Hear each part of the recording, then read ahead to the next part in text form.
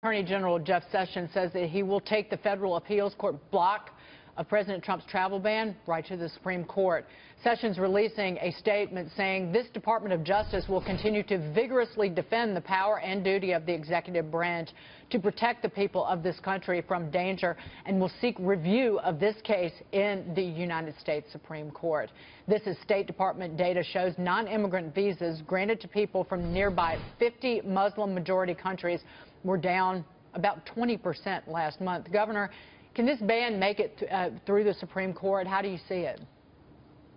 I think it will make it through the Supreme Court, and even great scholars like Alan Dershowitz and others, Jonathan Turley, these are not partisans. They don't even like Trump. But the point is, they say that he has the legal right and authority to do what he's doing, and this case should be decided on the legal merits, not the policy or the political merits. What these appeals courts have been doing, both in the Fourth and Ninth Circuit, they've been making political decisions based on political talk of Donald Trump in the campaign. That is not their job.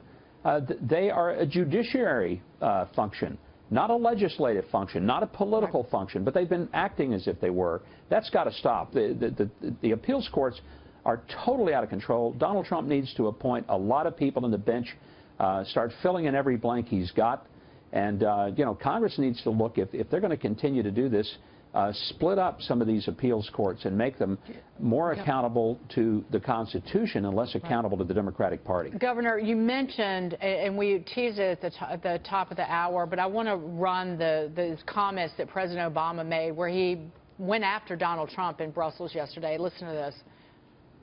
If there are disruptions in these countries, if there's conflict, if there's bad governance, if there's war, if there's poverty, in this new world that we live in, we can't isolate ourselves. We can't hide behind a wall. So he's out there talking.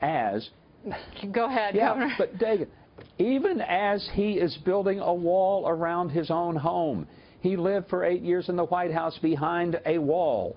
Everywhere he goes, he's surrounded by a wall of security. I can't think of anything more hypocritical than for him to somehow think that average, ordinary citizens, including little girls in Manchester, should never think about isolating themselves from these goons who murder them, but it's okay that he gets isolated from the ordinary Joes and potential attackers.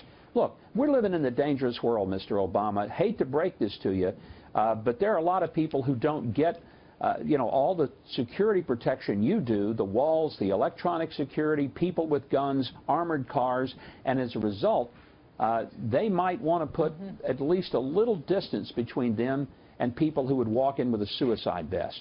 That former president loves a microphone and a camera, Governor. Thank you for being here, Governor Huckabee. Great to see you. Thank you, guys. All right.